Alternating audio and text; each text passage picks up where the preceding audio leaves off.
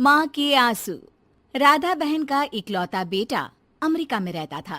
एक दिन राधा बहन का किराएदार कहता है, अरे माँ जी अकेली बैठी रहती हैं, बेटे के पास क्यों नहीं चली जाती? अरे कैसे चली जाऊं, नई नई शादी हुई है, अभी तो थोड़ा बहू के साथ समय बिताएगा, तभी तो दोनों के बीच समझ बढ़ेगी ना।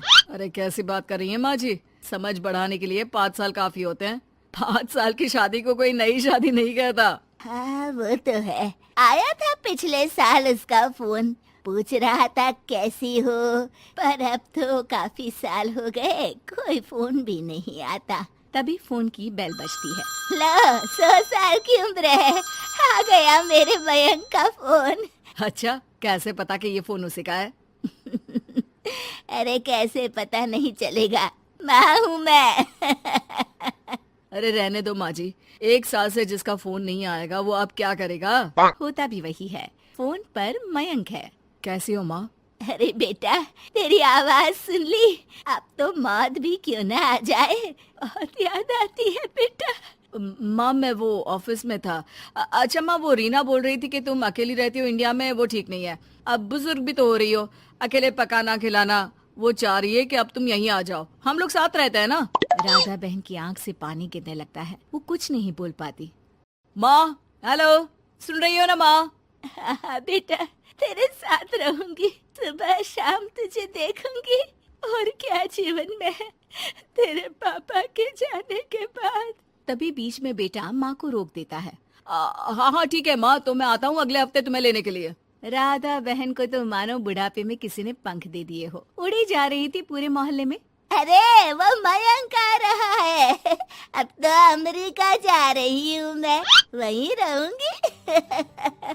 अच्छा है मौसी, आपका जीवन देखकर तो मुझे भी रोना आ जाता था। कोई बात नहीं मौसी, देर से ही सही, सब अच्छा होने वाला है अब। राधा बहन दौड़ दौड़ कर सामान ला रही थी। अरे इतना सामान तो 2 साल में भी कभी नहीं खरीदा जो 2 दिन में लिए जा रही हो मौसी। अरे बेटा आ रहा है ना अमेरिका से। अच्छा अच्छा, तो पकवान बनाने की तैयारी चल रही है? हाँ बिल्कुल, उसको बेसन के लड्डू बहुत पसंद है। रात भर भूनना तलना ये सब प्रोग्राम चलता रहता है राधा बहन के घर में। और फिर वो दिन भी आ जाता है जब बेटा घर आता है। कौन? माँ मैं मयंक, ये घर का क्या हाल बना रखा है, न सफाई न धुलाई, कैसा लग रहा है ये घर? घर तो ऐसा ही था बेटा, हमेशा से, बस तू थोड़ा कमजोर लग रहा है। क्या हुआ बेटा?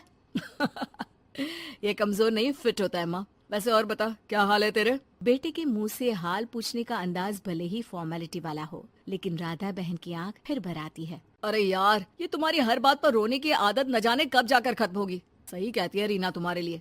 रीना बहू क्या कहती है मेरे लिए? यही के बस यही एक आदत है तुम्हारी माँ की, इमोशनल ब्लैकमेल। अरे यार अब इसमें रोने की क्या बात है? ना ना कुछ नहीं, बहुत दिन बाद तो घर आया ना तो क्या रोएगी? हाँ क्यों? अच्छा ये ले, तेरे लिए रात भर बैठकर ये बेसन के लड्डू बनाए हैं, और ये अचार तुझे बहुत पसंद है ना? पसंद है नहीं माँ, पसंद थे। अब तो फिटनेस के लिए ये सारी फालतू चीजें मैं खाता भी नहीं हूँ। ये फालतू चीजें खाकर ही तो तू बड़ा हुआ है बेटा। अब रहने दे माँ, क्या क्या खिलाकर बड़ा किया है, मुंह मत खुलवा। कौन देशी घी में शक्कर डालकर पराठे के साथ खाता है? वो तो तुझे पसंद थे ना बेटा, तभी तो बनाती थी, नहीं बनाती थी तो रोता था तू। अरे तो रोने देती ना माँ, अब सारी समस्या उसी खाने से है शरीर में। वो तो भला हो रीना का, जो हेल्दी डाइट देकर सब मेंटेन कर रही है। राधा बहन बेटे की आने की खुशी में इतनी दीवानी थी कि उसे बेटे के बात का अंदाज और लहजा समझ में नहीं आ रहा था। अच्छा अच्छा रुक, पालक वाली दाल बना देती हूँ। रहने दे माँ, मैं होटल से ऑर्डर कर देता हूँ। इतने साल बाद होटल का खाना, माँ के खाने की याद नहीं आती थी।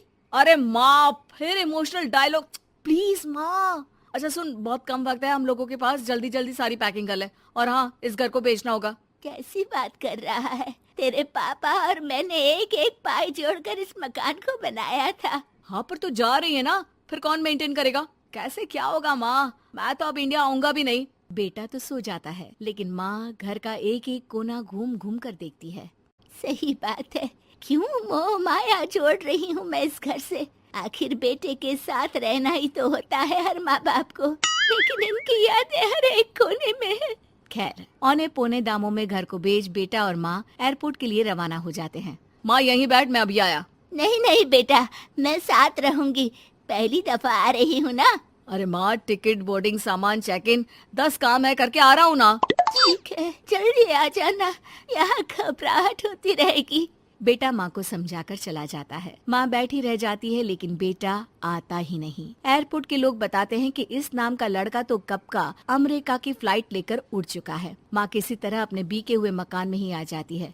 मुझे कुछ दिन रहने दो, पता नहीं क्या हुआ, हो सकता है कोई मजबूरी हो बेटे की। नया मकान मालिक कहता है।